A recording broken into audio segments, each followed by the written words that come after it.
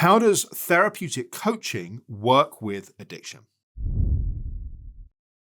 So let's start off by defining what we mean by addiction. Yes, of course, addiction can be to drugs, it can be alcohol, it can be to food, but it's also much more than that. Addiction is where we find ourselves in a relationship with a substance or a person or a situation where we are not at choice, where our actions, where our behaviours feel compulsive, or where it feels that there is a huge amount of pull and momentum that's not aligned to what we actually want to be doing. So we can have addiction to work, where we just are constantly compelled and just pulled and dragged by this sense of needing to be working all the time. We can have an addiction, of course, to alcohol, where there's a difference between enjoying a glass of wine or two at the end of a week and having a real kind of pleasure with wine to requiring multiple glasses of wine every evening to be able to regulate our nervous system. Because, by the way, often what we're doing with addiction is we're trying to change how we feel. Often that's trying to regulate our nervous system or trying to change feelings and emotions that don't feel at ease, that we don't feel in comfortable relationship with. In therapeutic coaching, we don't work with people who are in severe active addiction behavior. So if someone has a alcohol problem, let's say, and they are currently drinking and it is currently out of control, then we would not be the first port of call for someone to work with.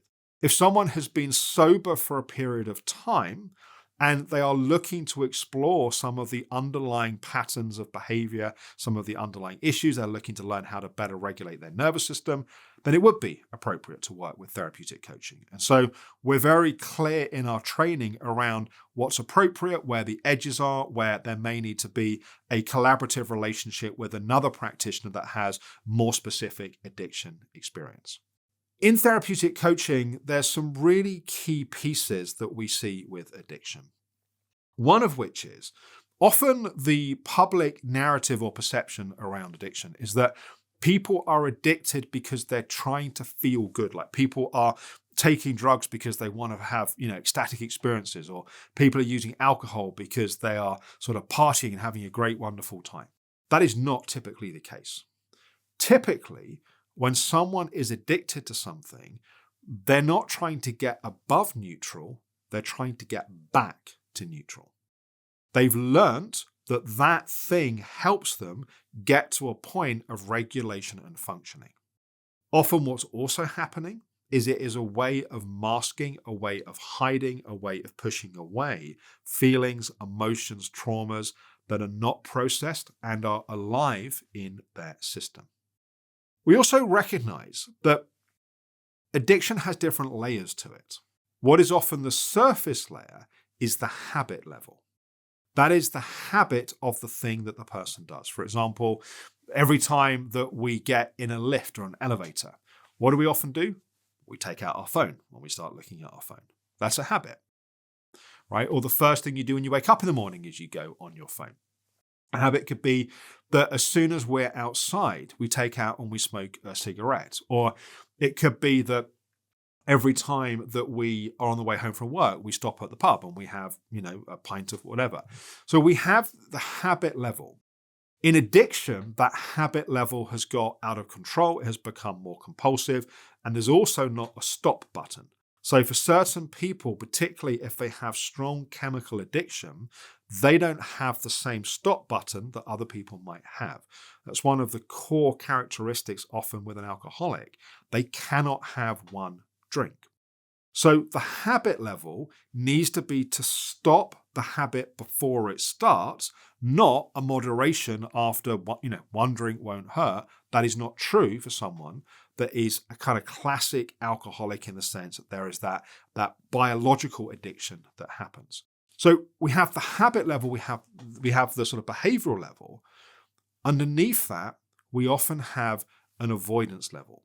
There's something we're trying to avoid. There's something we're trying to get away from. We're trying to change how we feel. And we've learned that this thing helps us do that. It's effectively an emotional defense. It's a strategy to change, to move away from. So we want to understand that. The next layer is the feeling layer. Very, very often in addiction, what we find is there are feelings that are either too overwhelming or they're too frightening to feel, or we just haven't learned how to feel them. And the addiction is a way to try to either get away from those feelings or to change those feelings. In a way, we're trying to self-medicate what's happening emotionally by using the thing that we're using. Now, this means that you can't just work with the habit. Because if you take away the habit, the risk is that a new habit's going to come in because the emotional driver is still there. So we have to work both at the behavioral habit level and we have to do that deeper emotional healing. We need to get to the point that those feelings that we're trying to get away from, we no longer need to get away from because we've learned how to process them. We've learned how to feel them. So when it comes to addiction, we can't just see it as the thing that someone's addicted to. We need to see it as the deeper layers of what is driving that.